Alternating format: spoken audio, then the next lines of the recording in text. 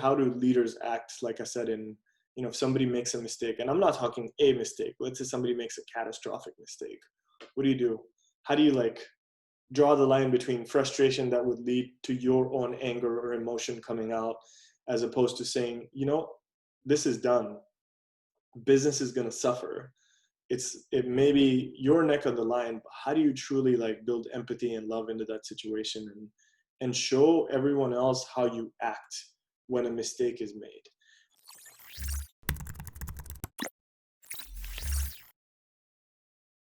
Hey everybody, what's good? Welcome back to the Next Move podcast. And if this is your first time on the show, we're a podcast that shares the stories of impact and change from startups in India. And today I have Ankush Gera with me, who's the founder of Junglee Games. And I'm so excited to get into this interview because it's a story of starting companies, iterating, and then starting another company that is ending up doing, which is Junglee Games, which is doing incredible things. And Ankush really has a unique perspective on culture. Why is culture so important to the growth of a company and the sustaining growth of a company? And I'm so excited to get into all of these things. I'm sure I'm going to learn a lot. I'm sure you're going to learn a lot. So Ankush, let's get started from right at the beginning. What's your background and kind of how did you get into tech and gaming? Academically, I'm a double major in bioinformatics and computer science. So I think that laid the foundation for the work I do, although I haven't written a line of code, I think, since 2001. But yeah, just college was sort of more computer science and bioinformatics for me. Very quickly realized I didn't want to be an engineer, but if I was ever going to write a piece of code, it would be nice to do it for a biotech company, to do it for DNA research, and that's how I got into bioinformatics. And like you were saying, in college, you didn't necessarily think that you wanted to do computer science, but have you always known that you wanted to start something on your own, or did it just come out organically? So just go into that a little bit. Yeah, I was reflecting on catching up with a friend from college, and I very distinctly remember this day that we gave our last final at SJSU, which is where I graduated from here in the Bay Area. And we celebrated in the parking lot, had a few beers, and 3 out of 3 friends that, we were all in computer science and did the same final. I don't know if it was math or something else, but we got out. We celebrated. We had teed that up in the parking lot so we wouldn't wait. And as soon as while we were celebrating, I distinctly remember 2 or all 3 saying that they knew exactly what they wanted to do. And I think 2 out of the 3 went to eBay or PayPal at the time. Now, this is 20 years ago, almost. For me, the only real job I've held was, I've had 2. They were both in college. Since then, I haven't worked for anyone, but both in college. One of them was an internship at a biotech company called Beckman Coulter. They make centrifuges. These are like washing machines that spin DNA. And I had an internship, so they kind of got a mechanical engineer, a computer science engineer. They got a bunch of people from college, and I did that. It was supposed to be a 90-day summer internship. I was quite excited. Very, very large company. Lots of exposure. We were probably 45 days in, so halfway into this internship, that Kevin, who was my boss at the time, came in and said, "Hey, like, I have some bad news to share, and we gotta let you go."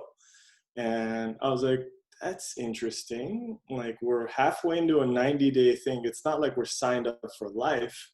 What's going on?" He's like, No, it's not you at all. We're letting everybody go. And before we let our FTEs, our full-time employees, go, we have to sort of trim the fat and let the interns and the temps leave.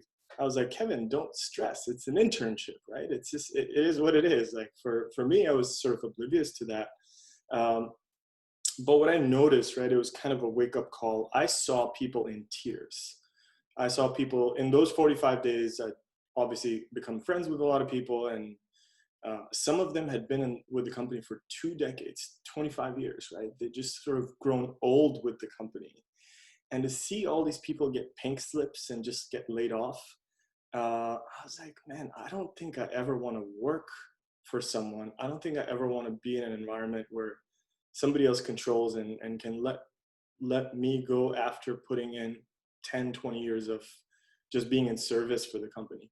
So I think I knew from that one, jaded experience that I don't think I could put myself or like put on a suit and tie and drive to work every day and spend 3 hours in the car and commute. So I kind of knew, uh, and there's a history before Monsoon. Happy to get into that, but that was for me. That was the reason that I just knew that I wouldn't be going to eBay or PayPal or HP or Microsoft, any of those things. So Oh, back to that's a very interesting story. That doesn't happen to most people on internships, and it doesn't. I could see like how easily that would have such a huge impact on you. Because I agree, like seeing people go after 20 years must have been really challenging. And let's get into that. So you're graduating college. Everybody else is getting jobs. Were you even applying for your jobs, or you were like, you know what, I am starting my own thing?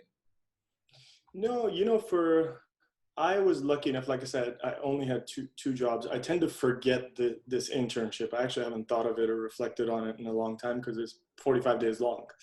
Mm, Um, I had one other job. These are all things I did in college. I was going to, you can go to school for 3 days and work for 2 days or vice versa. So I was kind of doing that. And one experience was this Beckman Coulter. The other one was at a construction engineering firm, which I witnessed go from 0 to 60 employees in 6 months and bankruptcy in 11. So kind of lived through these very interesting experiences. And that company was started by an ex-Intel engineer who had no business running a construction company at the time. Very, very interesting experiences in college. So no, I didn't apply to jobs, not at the time, not after college. What I did do was just sort of pick up the phone book, and I knew the work I had done at this construction engineering firm. I'd gotten exposed to doing everything from this. Remember, this is in college. This is 1999, 2000, mm. early .com days. Um, and learning how to build web apps and websites and really find teams around the world and work with them. So that's kind of some of the work I'd done. And I just figured out, like, what if I could, just like you have a general contractor in the construction world, you have a PM or a product manager, or project manager in when it comes to tech. And that always felt like an area of interest to me, where I could just see all the pieces and guide people to do it. And I had a good balance of both creative and tech and product, and learned a little bit of marketing. So started doing that. And before Monsoon, there was picked up. These are the days where, online directories, Yelp obviously didn't exist, but these are the days where people were still picking a very thick Yellow Pages phone book. So I remember calling, because I had done some work for that construction business. I remember picking up two things. One was the Pac Bell or SBC or whatever it was called, Yellow Pages phone book, and then a really terrible small magazine called the Penny Saver. And as the name suggests, you were buying stuff for pennies, and you would find everyone advertised for a garage sale or construction company. So very, very sort of getting down and dirty, making phone calls, telling people that I've built websites for construction businesses. And I remember my first project, because I still laugh about it. It sounds cliched, but it was Bob the roofing contractor. His business name was Bob the roofer, or Wow. roofing contractor. So he would put up roofs and drains and things like that. And so I built his website, and that was kind of a first experience where, I could find somebody on rentacoder.com, or Odesk came later, but all these freelance websites where you could hire developers, and I could project manage that and ship it. So I acted as sort of the delivery product guy, brought in talent that I outsourced from Odesk or Rent-A-Coder, these websites. I think it was Rent-A-Coder at the time. And yeah, got a taste of, like, very, very small $10,000 or $5,000 websites, but the cost to build them was sort of a small fraction. So ended up doing that a lot. yeah, I just ended up doing that a whole bunch and picking up and new constructions who could speak the language. And most of these guys are, they're old school. They're just getting on. The world is just getting online. So they're very excited that they're getting an inbound lead to get them up and running. These are very, very small, not even medium, but like small businesses. Did that for a while and then met one of my two business partners, and there's a company I had started to do all this work. It was called, I think, some cheesy name for looking back at it now, called Web Amped. And so I was running a company called Web Amped, which is a company I did all these consulting deals through, and then also had some retail interests. And another business partner of mine had a company called Big Circle Media. And so we kind of just met as three friends. BCM was a little bit bigger than WebAmped, but all these companies were barely paying our founder salaries. These weren't like big. We're not talking TCS. These very, very tiny companies, barely paying ourselves to live in the valley. But yeah, so we came together and became sort of closer friends, and yeah, a year later rebranded to Monsoon. But that's kind of the backstory. Nice. And during this time, I know the dot-com boom was going on. Everybody's learning about the internet. Internet stocks are going crazy. I just want to know, were people receptive? Like Bob's the Builder, I wouldn't expect him to want to have a website. So like, were people like, yes, let's get on this website thing, or did it involve a lot of convincing to get them going? Oh, I think it was a very low hit rate. So I don't think the people that weren't convinced, they just weren't convinced, right? It was more like making, I don't remember the number. Was it a 100 calls or 500 calls to convert Bob? But it was just picking up the phone book. But the people who had their mind made up just sort of didn't want to commit. But then the one out of 100 or the one out of 500 or 1,000 leads that did convert, it didn't take hard work to sell to them. They were just interested, right? And the price point we're talking about is so low that it wasn't such a tough sell once we had interest. Yeah, and it was me just, yeah, picking up the phone book and calling a lot of people, and if I got 2 leads in a day, that was quite interesting. But usually that wasn't the case. So yeah, that lasted for Wow. about a year or so. Yeah. Is it tough to hear a lot of no's along the way, or is that just like, put it aside, let's go on to the next person in the book? It's like at the time, I'm sure it was difficult, but for me, like my memory tends to move on. So I don't, if you ask me, like, do I have any pain or trauma from that time of hearing no's, the answer is no, I don't. But maybe at the time there was some of that. I just, I don't remember it today. I'm sure it was like, nobody wants to hear a no when they're trying to just Mm. do good hard work.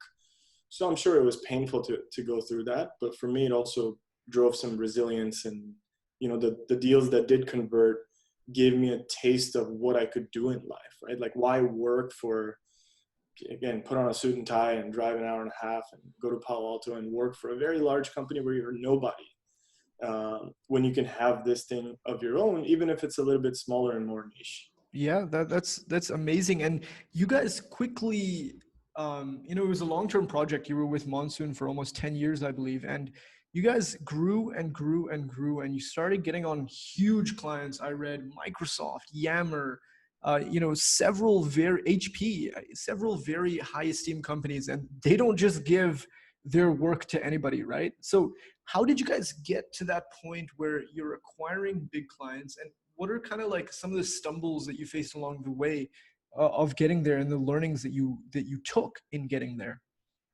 I think it's a combination of luck and just crazy grind and hustle. So I remember, I can answer a lot about HP, but even before that time, I think my business partner was just happened to be on site at, I think, Wells Fargo or Cisco when something broke down, and happened to fix something. It was small, so we got an opening with HP. Very, very small RFPs, like request for proposals. So they put it out to a bunch of vendors, and the getting in piece was, I wouldn't say was terribly difficult. right? Like it was because it was such a small project. So we just got lucky most of the time when we got these like small breaks. But I think the real work came in upselling and making these grow into very, very large clients, which in turn influenced the business that we became because of the work we got to. So I think a couple of lucky breaks that we had, but going from 0 to 60, going from like this, very, very small business to what we became towards the end, which was still in, retrospect, it's still a small business. We were 60, 70 odd people in Berkeley at the time. Yeah, I think just doing high quality work, keeping at it. People were quite happy with the work we were delivering, and one project led to another, and we did some touchscreen work for HP. They had a line of these computers called TouchSmart. This is pre-iPhone days. This is 2005, I think. Windows Vista was crashing everywhere, left and right. And we had one little project called Notes. It's like when you get a phone these days, you have a Notes application. That was our entry into HP, if I remember correctly. But from there on out, right, like what I uncovered and we saw as a team is that there's just so much opportunity. They have all these vendors. They have like somebody else doing music, someone else doing calendars, someone else doing photos, and somebody else building the ecosystem. And I remember having only one mission, that we want to do it all. And we did. Towards the end of it, I think we did work for years and years and years with a ton of people for a company like HP. And then that started driving some specialized skills, a lot of touchscreen development, for instance, right? So we got our hands on touchscreen.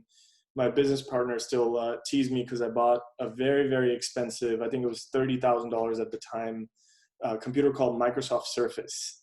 And it was basically a 300-pound table that had a tabletop that was touchscreen. It was on a trip. It was like some Microsoft conference in Vegas I went to, and they were like, "Look, if you guys want to build on it, you have to buy 2 of these." I was like, "Great, sign me up." And I came back from that trip with 2 of these beasts. One that stayed home, one went to the office, and I broke my ankle, so I used it to support my ankle for a while, and that became the joke that like a $30,000 ankle rest. We never really did anything with that project, so we had our fair share of misses. Mm-hmm. But this kitchen touchscreen project called Cucina is a code name, I think. Just doing high quality work for one company, getting the word out, really trying to not network as in like I never believed in going to conferences and like saying, "Hey, hi, like here's my business card. Can we get some work done for you?" It was more just creating authentic friendships with people that we met, and those friendships sooner or later very organically delivered business. Doing high quality work and upselling into the same client brought a lot of business, and then building some vertical expertise led to other leads, and yeah, we just kind of grew from there. Awesome. And I have a question that I always think about when, you say grind, and a lot of entrepreneurs, when you're starting something, what is grind? And like literally, what does the day look like when you're grinding? What do the weeks look like? It would be awesome to get an insight into that. Yeah, so it has, for better for worse, for me personally, I feel like that hasn't changed much in 2 decades now. I think one is just, there's so many parameters on the word grind or hard work or struggle, and all of these are intertwined. The big meaning for me, it still has a one-to-one correlation with time, right? How much time are you physically, mentally putting in? So to me, it was whether it's the days of picking up the phone book and making calls, right? You can make calls for 6 hours a day, and that's very tiring when you're on the phone getting a bunch of no's, to your earlier point. Or you can do those calls for 12 hours a day. Start early and just keep going. Even now, right? Like when we talk balance or what is grind, I think for me, the biggest definition is just like 1, perseverance, which is unrelated, but 2, time, right? Like putting as much time you can in a day where your brain just goes like, okay, like the CPU is now ready to shut down. I have nothing left in me. And like I said, better or worse, I don't think that's changed a whole lot in life yet. Um, but that's my definition of grind, just not giving up and putting in the time. And sorry to go off on a tangent, but why? Like, why are you like that? Why are you built like that? Is it something that's instilled in you? Is it something you learned? Is it something that you're, there's a moonshot that you're looking at that you want to get to? Why are you grinding so hard? Well, there's been different reasons in going back in time, right? Like the reason for the post college pre monsoon was survival, right? It was to pay the bills. Then it was more. I think in the days of monsoon, it was more. We want to build something high quality for ourselves and be independent, uh, financially independent. Sort of have a team and work that has purpose. And with Junglee, we're a pretty large company now. I think we're going to be probably at 400 people in the next few months, and we're yeah, it's been growing.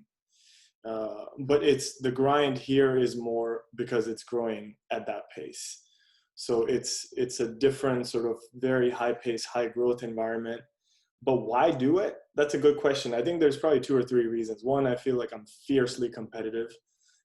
So when I sign up for something, I just don't, I want to give my best work, my life's best work to it. I'll fail many times, but I want to make sure that I've just played my best game, even if I lost. So I think one reason is just being fiercely competitive. The other one is, and I can speak more about today, is why that continues at 41 versus being living on ramen and being 18. I'm 41 today and don't have those challenges, and although still enjoy a lot of ramen. The reason today, like I said, one's just the being competitive and surrounding myself with people that are like that. Two, it's the learning opportunity, right? Like I think running a business that continues to grow every, just when you start thinking, okay, I think I got there was a time 2-3 years ago, I think I was going around telling at least close friends, so it doesn't come off egotistical, but telling very, very close friends that I got the blueprint. I now have the blueprint of any business to consumer brand. Doesn't matter if it's gaming or e-commerce or blah, blah, blah. I got it, right? I've done the hard work. I've put in the time. To my surprise, like the learning doesn't end, right? Like there's just so much new. So intellectually, creatively, like I could have never imagined like working with PhD data scientists and neuroscientists. So the learning and the curiosity, besides being competitive, I think that'd be another good reason why that still continues in life. And then probably another reason would be, besides me looking at a stakeholder driven company. So that includes not just founders, business partners, but investors and employees and shareholders, everyone, customers. How do you create something that benefits everyone? You have to get to a certain size. You have to grow to a certain size to allow everyone else to taste success. So that's a pretty big reason. I have a lot of people that are near and dear to me that are part of Junglee, and while I want to see myself succeed, I also want to see them succeed, and that only comes with a certain size and scale, and it takes you to grind. And last, man, I think it's opportunity. It really irks me and really bothers me when I see founders or other people that just have stuff in front of them but just aren't doing enough. I've never told myself in the last 10-20 years that I'm not doing enough, right? So I always go to bed, sleep, really energy deprived and most days sleep deprived. But I may be going sleep deprived, but I've never told myself like, hey, I didn't do enough or I could have done this better. So opportunity is a big piece of it. This gaming is such a huge opportunity. I don't know how I got into it. We're happy to talk about that. But now that we're in it, like we got to give it our best shot and not be complacent and honor the opportunity that's in front of us. Wow. Wow, that's very helpful, and it really gives a good picture into, a lot of people who are interested in getting into entrepreneurship, what the day looks like, what you kind of have to have in your mind. And you talked about Junglee. Let's get into that. So during Monsoon, I read, you started to think, uh, I don't really want to do services anymore. I think products is a great way to go about it. And that kind of led you to starting Junglee, as well as there's kind of two avenues here. Monsoon got sold to Capital One. So could you kind of talk about that, divergence in your thinking as well at the same time, preparing to potentially sell Monsoon? Yeah, sure. I think, through that 7-10 year period when we were running that company, the one thing that always caused a little bit of anxiety was just selling, right? You're always on the hook for a services company. You're constantly selling. Um, Second one would be seeing amazing work not be fully honored, right? It's building all these, may have shipped maybe, I don't know, over the course of that company, 300, 400 products, and not really seeing it being honored or letting it see the light of day, seeing it succeed because somebody else managed the execution once we did the initial delivery. I think it was a combination of like, we got to get the heck out of services because I don't want to upsell and go drive to Palo Alto this time for different reasons, not on a daily basis, but even on a weekly basis to retain and upsell our clients, combined with like, we're doing some amazing work, getting fully emotionally vested into each of these products. We got it. We know how to do this. It'd be nice to have ownership of it, right? And backstory, and then just like that internship kind of somewhat, I'm glad it happened. I'm glad there's like some scar tissue from that that allowed me to be who I am. There's some scar tissue from going out of business almost twice at Monsoon. One of them was right after the financial market collapsed in '08. I remember doing a delayed honeymoon in 2009. I got married in '07, waited 2 years because just work was so crazy. And we didn't feel the full wrath of the financial market collapse until '09, when one after another, all our clients started pulling the rug. And I don't know if it was HP or Microsoft, but there's someone with a substantial percentage of our revenue that also pulled the rug. So I remember being in Paris and London, which by the way, I don't recommend doing a delayed, if you're a beach lover, doing a delayed trip to these places in December in the winter time. But that's what I did. And I remember just standing in front of, it was like, the whole week was just, it ended up being a lot of work because just right before I left, ironically, it so happens, we have a joke internally also, like whenever we want to take a vacation or unplug just for 1 week, catastrophic failures happen. So for us, right before that December month, and maybe it was '08, I don't know, but like right before that, we were just like, every client was pulling back, and it was right after the financial market collapse. And man, I remember standing in front of I was on the phone till 3 or 4 a.m. every night, and my wife was sleeping next to me in a tiny Paris hotel room, hearing me yap on the phone all night. Every landmark, Eiffel Tower, the Arc de Triomphe, or whatever it's called, and Champs-Élysées, just standing out in front of all of these landmarks and back to back to back, signing one deal after another. NBA, US News, eBay, another project for HP or AT&T. And just like that, during that week, we were back in business. But that, it was really good to taste going out of business this second time. The first time was kind of a warning shot. We didn't really have, a big risk. This time we were in a decent office. We had full-time people, and I remember pulling family in, and I think my business partner got his father-in-law in. Like, we were just kind of stressing about what are we going to do. I couldn't cancel it. I'd already waited 2 years to do this. But yeah, we just so going out of business twice, and then of course the resilience of this story. Like, I have a lot of love for Paris, not for the culture or like the fact that it's freezing cold at that time of the year, but more for the fact that every landmark there is associated with a deal I signed. And we came back just really, really strong as a company with a much more diversified portfolio. And so going out of business, but coming back to your question, I think going out of business almost twice, knowing that, we're at the mercy of our clients, then knowing that we constantly got to upsell throughout those 10 years, or 8 or 9, whatever that number was, it was very, very clear that this is not something, at least personally, I wanted to do long term. And I wanted to own. This is something I started. We're in it. We're going to continue. It's financially very rewarding in our 20s, from our 20s into our 30s. But we're at mercy of our clients, and we got to keep upselling. So what we try to do throughout those 10 years is, at different stages, my business partners left, and happy to, reflect on all the crazy things that we tried to start that never took off.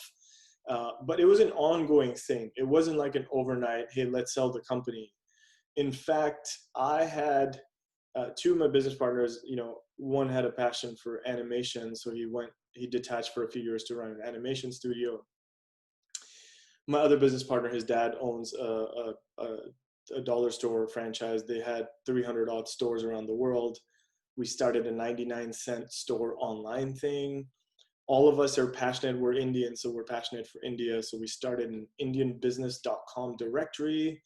And I think the crazy one that we still laugh about very, very hard, and it doesn't get old, is TechCrunch had a sort of an awards called the Crunchies, I think. I think it was Crunchies. And then, there's the Webby Awards. Because we were Monsoon, in the early days, we were delegating and outsourcing to different firms before we had our own in-house team in Berkeley.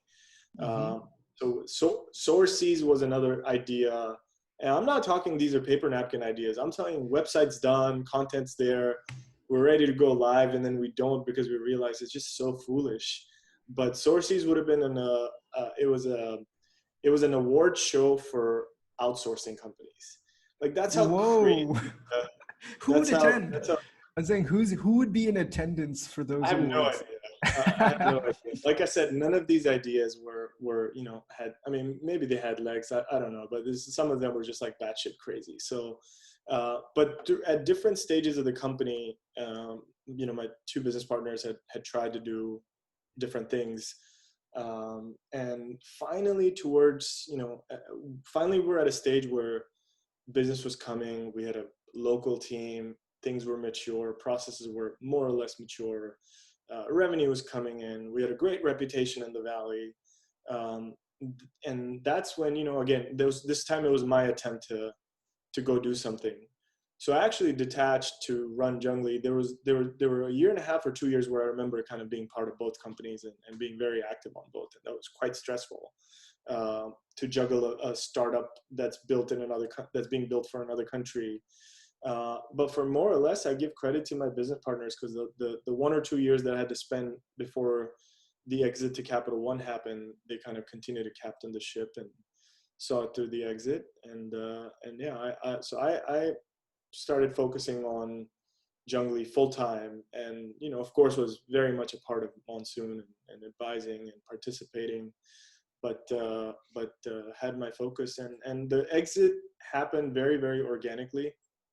Services companies have a real tough time getting acquired, right? Like there's just, it's a services. We're very fortunate in that sense that we were able to get a meaningful outcome for a consulting business.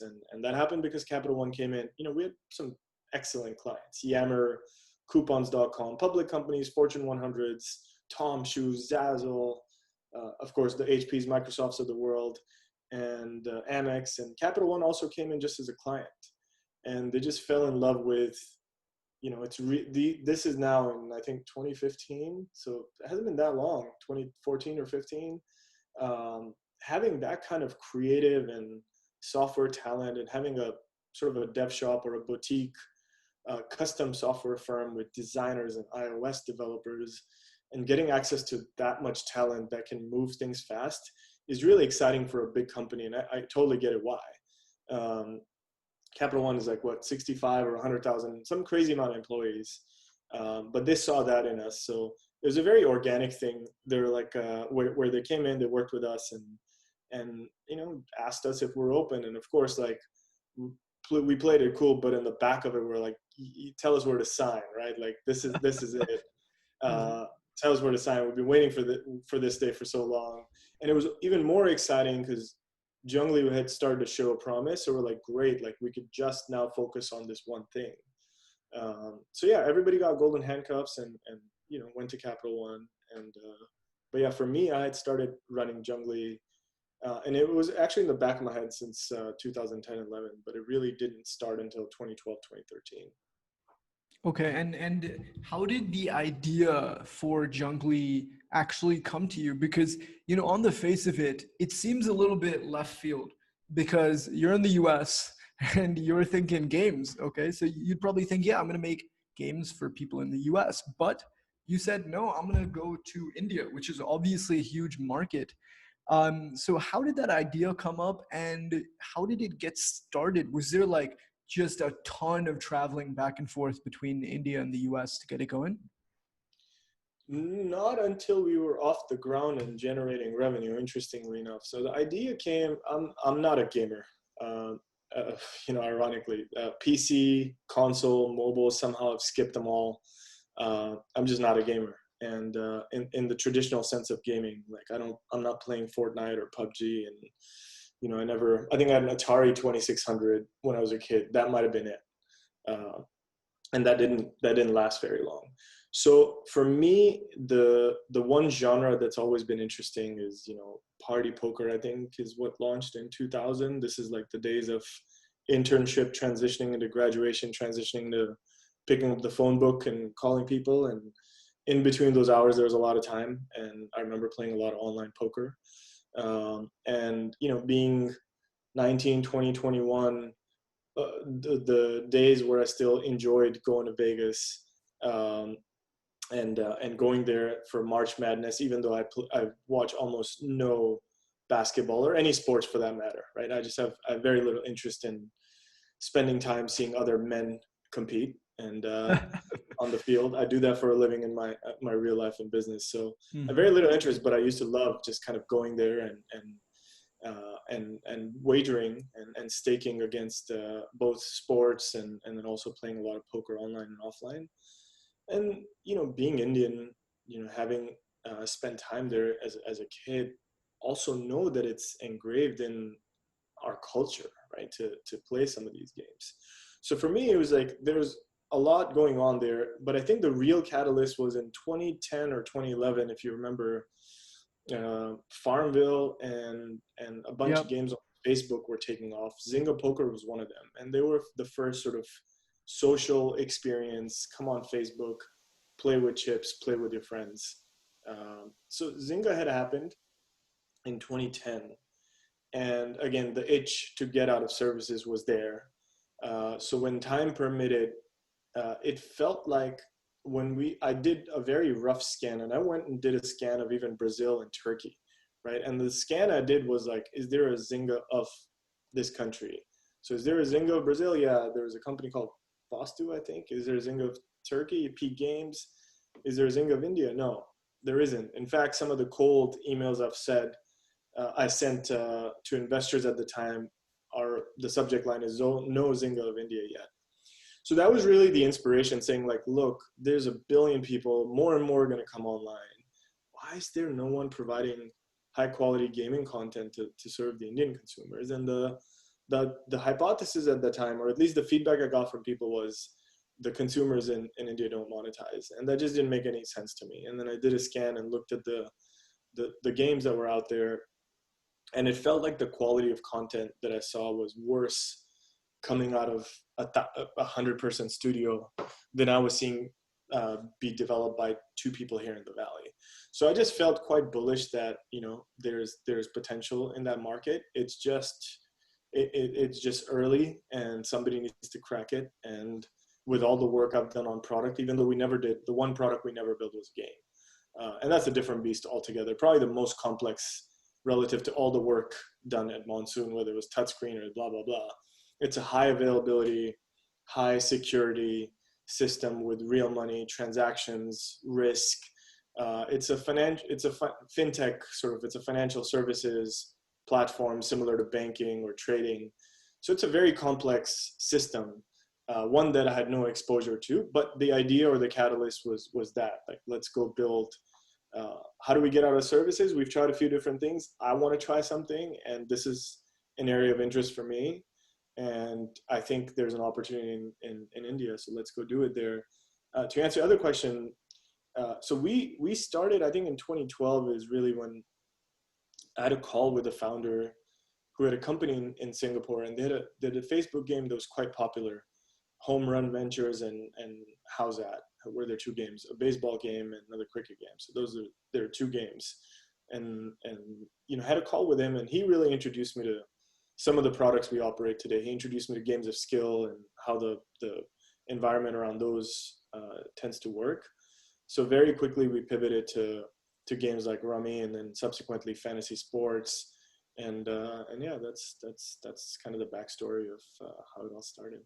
But then once it happened very quickly. We knew that if that's the market we need to serve, we need to be there. Was it really like that? Like, because so when you're starting a business, right, you're starting something new and you have some money coming in from your previous sale.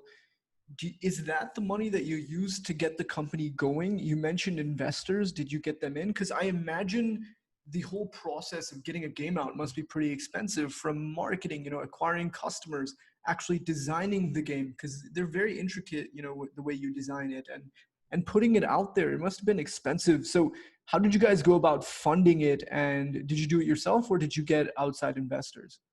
It's still expensive to build games, by the way, but yes, at the time I'll answer both. I think the initial funding, all the money, and it was quite expensive. We hired a firm in Denver, and to build this, because we just didn't have the resources in house to do it. And the company was bootstrapped. Me and my business partners we put in the capital that it needed for better part of the first year or two. And it was a lot of money, and this is pre-exit, remember, so this is kind of just our own savings going into it, and a big risk at the time. As far as investors go, that started happening once we had traction, once there was a product market fit, once it's still, I think, 200, maybe 300 meetings, like 200, 300 different investment groups, individual investors, angels that we knocked on. Again, it was like the picking up the phone book and calling and just getting rejection after rejection. That was probably more disappointing for me than like being 19 or 21 years old and getting somebody to say no for a website project. But eventually, yeah, but it was a massive challenge to raise money in the early days. Of course, tables have turned today, but at that time, 200-300 doors at least, and ultimately rallied up just kind of interest from family and friends, some of Monsoon's old clients, and also managed to attract like one or two institutional guys that either, or family offices that did personal investments and or through the fund. But we just didn't raise that much capital. It turned out to be a blessing in disguise. But at the time, if you would have asked me, I was like, man, this is the most frustrating piece.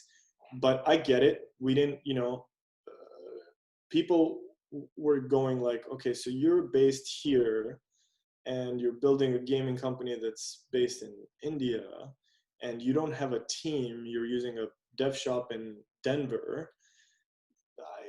No check boxes were checked, right? So in hindsight, like I see why we got the level of rejection we did, but it turned out to be a blessing, because we have a lot of like, people who took that bet early on are now, will stand to gain massively. And but yeah, that wasn't an easy period. But I'm And interested we because continue to risk. I think even post the way we operated, just like continue to risk a lot personally for many years, not just the year of investment or lack thereof. wow, and I'm interested because that's a valid point that investors are bringing up, right? Like, you don't have a team, you're not in India, like you Yeah. haven't been there since you were a kid, and maybe you don't know the market. So what did you respond to that, and what was your thinking? Because did that cause doubt in your mind, saying that, look, maybe these guys are right, these are very well-known investors, these guys know what they're talking about?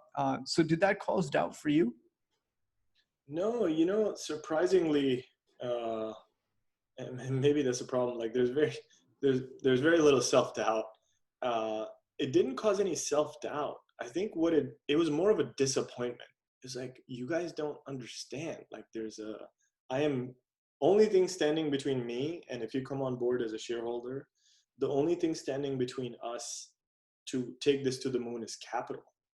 And I've already, and I'm showing you that I've taken a big, massive, high six-figure, low seven-figure personal risk at a time. This is pre-exit, right? Like I've taken a big personal risk, and I've gotten traction, and there's revenues coming in, and there's this coming in. I think we also had competitive risk because we had competition that was 6 or 7 years older than us, backed by you know well-known tier one investors. So that was another part of the checkbox that we didn't check, saying like, you're not the first mover, you're like the third or the 20th mover in the space, and you have venture-backed competition.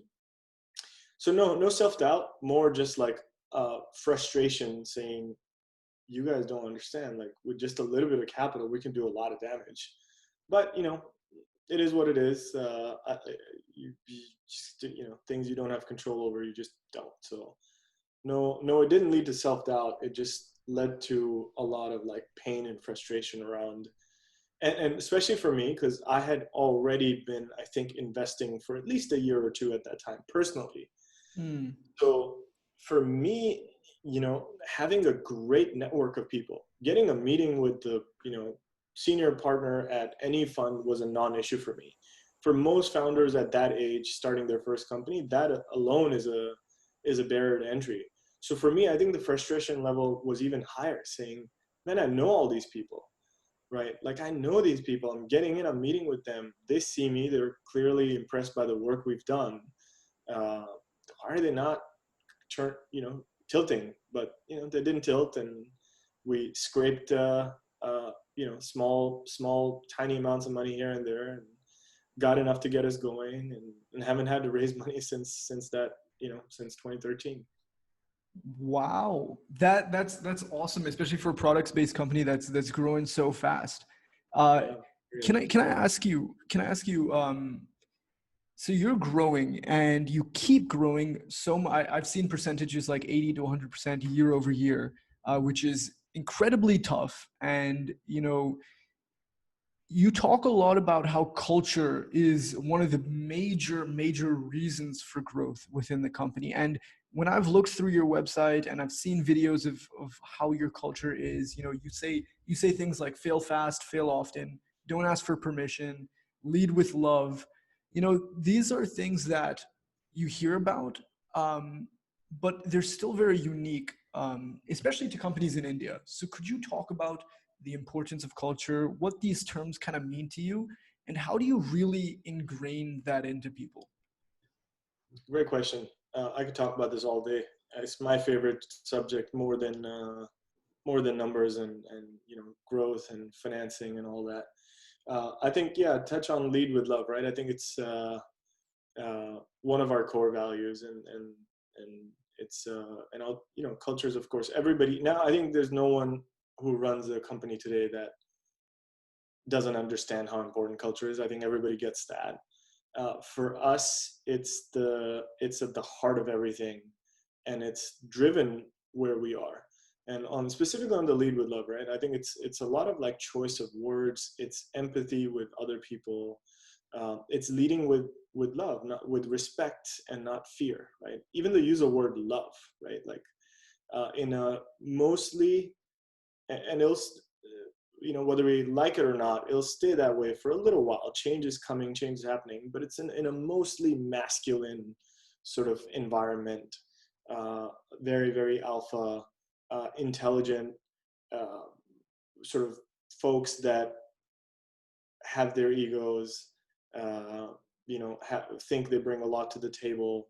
How do you create that sense of empathy, and how do you force people like, older dudes even to use the word love, right? It's not one of those things that it's not something that comes naturally in, in like the world of execs and leaders. And so I think, yeah, just coaching a lot, saying like, how do you, if you're unhappy with something or someone, how do you react, right? Like, what are your choice of words? A great quote, right? Like, raise your words, not your voice.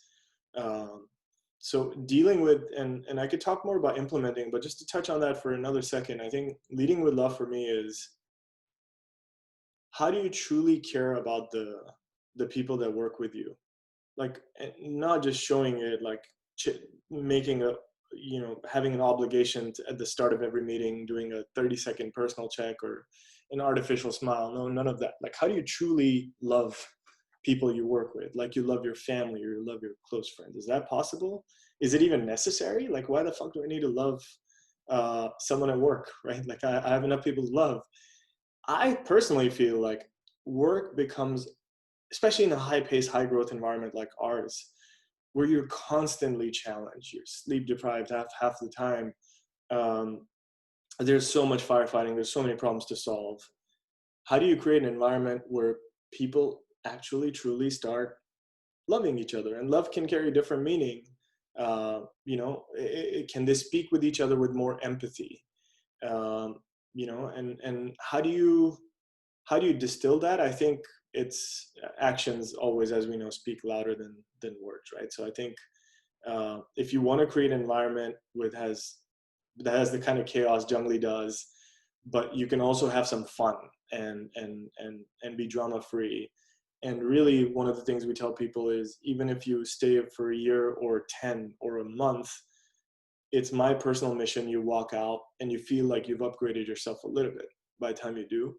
So distilling that into the culture and what it does, I could speak to that. I think it's more actions, right? It's my personally, how do leaders act? Like I said, if somebody makes a mistake, and I'm not talking a mistake, let's say somebody makes a catastrophic mistake. What do you do? How do you like draw the line between frustration that would lead to your own anger or emotion coming out, as opposed to saying, this is done, business is going to suffer, it may be your neck of the line, but how do you truly like build empathy and love into that situation, and show everyone else how you act when a mistake is made?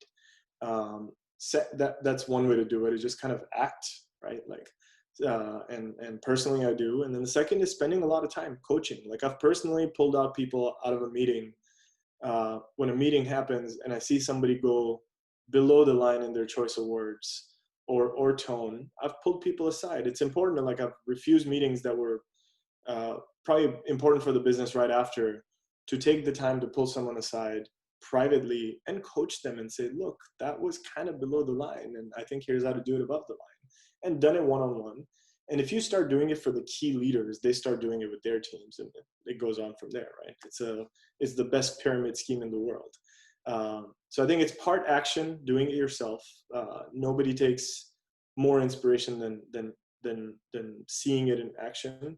It's part coaching, like spending endless, like I've had endless amounts of the people who I directly work with, the 5 or 10 people that I directly work with, hours and hours and hours of conversations in cab rides or like hotel rooms over a bottle of wine, just to coach and bring this in. And then third is, I think repetition also works well, right? There's a reason why every time you get on an airplane, you see the same video and you never pay attention, right? But there's a reason for that, because they're showing it to you so many times that the one time, God forbid, you need to use it, you will likely remember how the exit door works and what you need to pull on and push on to jump off that slide. So I think it's repetition. Every stand-up we do, a lot of emails, a quarterly retrospection email, or especially like an end of the year note, repeating that, like what that means and what leading with love with, kind of repetition of that. Just putting it on your walls and putting up a giant poster wouldn't work. But I think if you act, if you coach, and everybody follows with their actions, then I think repetition certainly helps. So for us, it's a lot of meetings, a lot of emails carry that tone, and we've seen the change, right? Like, we're a company of almost little over 350 people now, multiple countries, multiple cities, and our net desired attrition over a period of 7 or 8 years is under 10%. The number of people that have left us at will, that we wouldn't have terminated for non-performance or culture misfit or any of that, that number is less than 10% combined aggregate over a 7-8 year period. I haven't heard those numbers. And the reason why I love to speak about this is not just from like, it's a sense of pride. And, not to talk about like, oh, we're so good that we have low attrition, but like culture really drives this stuff and these values. If you go beyond just putting a nice poster in your office, if you really intertwine that and it becomes the tone of the company, it really helps. And look, where it really shines is high pace, high stress situations, right? Chaos, right? Like 17th on your, can you take a deep breath and like act with empathy on the 17th hour of your day, when you're like ready to crash, you've had a full day, but you have someone that may not have done something, they may have done something you just don't like. How do you react to that? So I think it just really helps keep people sane. And look, I want to have, you never know. Junglee is a great business today. I've been very open with all our stakeholders. You just don't know what happens tomorrow, right? Nobody knew Airbnb is a great business until overnight, because of COVID, it takes a massive hit. And so like a bloodbath that's out there in the world. You just never know how and what happens to a business, even though it looks very rosy today. The one thing I want to ensure is, personally, also selfishly, I'm having fun building it, and finding peace and sort of happiness and working with people that truly become friends. And the only way to do that is have this great culture at its core. I just want to quickly touch on, before we go into some of the conclusion questions, is that something you learned, or is that something that is kind of your personality? Because I 100% know that I could imagine that feeling of the 17th hour, someone does something awful.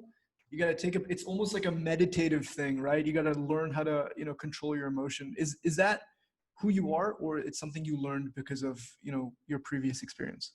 100% something I learned. And I would say 5-7 years ago, I was a different person myself, right? I carried a lot more stress and anxiety than I do today. In fact, like I'm like, yeah, I can bring on the curveballs. I can handle them now. So knowing that I've been able to reformat and rewire my brain to become a happier, mostly stress-free person, it'd be very selfish not to share the tools that allowed me to get here, but that certainly wasn't always the case. It's definitely a skill you can learn. I have a close friend who talks a lot about like learning happiness and acquiring tools to do that. So I've been very fortunate to be surrounded by great people. I was always I was always kind of a happy person. I think I had a lot of love, have a lot of love, not had, but have a lot of love around me. First, family, friends, everyone. So always happy, but I think like if it's really difficult for founders to detach their identity from that of their business. And if you can, and it's still tough for me, don't get me wrong. And stuff still, there's still curveballs flying left and right, but just dealing with them in a much better way than I was able to. And I want to make sure that everyone that works with us gets to work towards doing that as well. And some people are natural at it, which is great. Like, good for them. Like I wish I had that. For me, it's an acquired skill. I just finished the book, Delivering Happiness, by the Zappos founder, Tony Hsieh. One of the first few books I read, yeah. Oh, really? Yeah. It was back it was between 2000 2005. I don't know. It was like, somewhere around that time, maybe 06, 07, maybe not that early. After the Zappos sale, or right around that time. So yeah, I remember reading. Yeah, there's a lot of parallels. I recommend anybody who's listening to go check that out. It's all about giving happiness to all stakeholders involved in a business. And I want to ask you touched upon it earlier. You've transitioned into investing, and I kind of want to talk about, in your investing life, what are the kind of things that you see in an entrepreneur or in a business that you look for before making an investment? I mean, as cliched as it sounds, I think a lot goes into the team, right? Team and the key people before the product, the idea, the product market fit. I look for resilience, right? Like I think can this individual persevere, or a group of individuals persevere through thick and thin? Can they handle, and we're seeing kind of the great founders, the great people do that even during COVID. Like I had a call with someone that had a clothing line that went down to zero, and the sort of innovation and the quick pivoting and the quick thinking, and it's been interesting. So I think definitely the people, are they resilient? Can they deal with any situation? If I had to pick two more things besides IQ, I definitely look for high EQ, right? One thing I've learned is like running a company, yeah, great, like numbers, data, you have a great product analyst, blah blah blah blah blah. You're a great designer. How do you deal with the people side of things? Because that's a big piece of it, right? Are you personally either already there, or at least willing to get there in terms of like a emotional quotient? I look for curiosity. Like, are you curious to learn? Are you the person or the group that will challenge yourself to keep learning, or are you coming in saying like, we know everything about this, and we're the best ones in the market, and this is a decacorn, and you need to invest? Sorry, no thanks. So I think resilience, personality-wise, I think high emotional intelligence, because that, like, it's a big part, at least from if you're the top one or two people, that's critical. And what else? I look for, this is something I look for, by the way, a lot of the stuff I'm sharing, I also look for it in when we hire leaders, right? And one of the questions I've been asking in interviews, it like really surprises people. I think sometimes it may be a little repulsive, but they're definitely taken aback when I said, "Are you happy?" And a lot of times it leads into follow-up questions like, "What do you mean? Like today?" I was like, "No. Like, are you a happy person? Like, tell me what does life look like for you on a scale of 1 to 10?" Because I've learned in my personal experience that people who are, just already not happy and also not willing to learn to get there because they're lacking the curiosity to learn, that's you avoid that, like it's just so yeah, I think curiosity to learn, perseverance, a high emotional intelligence, and then happiness meter. I asked them where their head is at on the happiness scale. Well, and I think that kind of links to my last question. And if it's the same thing, you can let me know in like a few words, or a few statements. What do you think it takes to build something great from scratch? Is it those same points, or is it something more that you could add? I think it's those same points. I think it's a lot of perseverance. I think it's a lot of like curiosity, the the willingness, the desire to challenge yourself to learn. That's a big one. And yeah, I think it's a lot of the same. There's a great quote on time that I put on my phone. It's like a wallpaper. So every time I take it out of sleep mode, it says, "The trouble is you think you have time." Right? It's a great quote. I absolutely love it.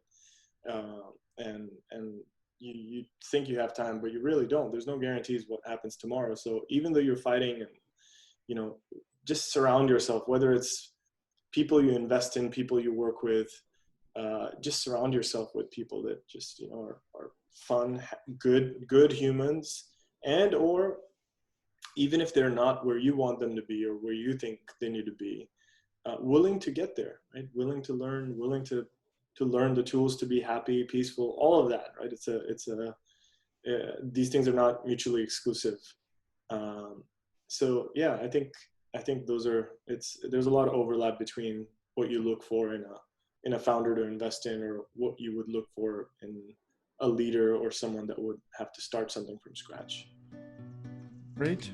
Ankush, I want to say thank you so much for spending this time with me. I know you're running into another meeting soon, so I'm so thankful to have you on. I think there's so many learnings that people can take from our discussion. Thanks for having me, man. It's always great to reflect on this. Equally enjoyed it. It's a blast from the past to think about some things I haven't thought to in 2 decades. So thanks for having me, and yeah, great to get to know you. Amazing. And thank you everybody for tuning into this podcast. Let me know if you have any questions, put them in the comment section below, and I'll also forward some emails to Ankush. And if he has the time, we'll get back to you on those questions. And if you haven't already, make sure to leave a subscribe. That would be awesome. And stay tuned for more episodes with founders making impact in India. See you in the next one.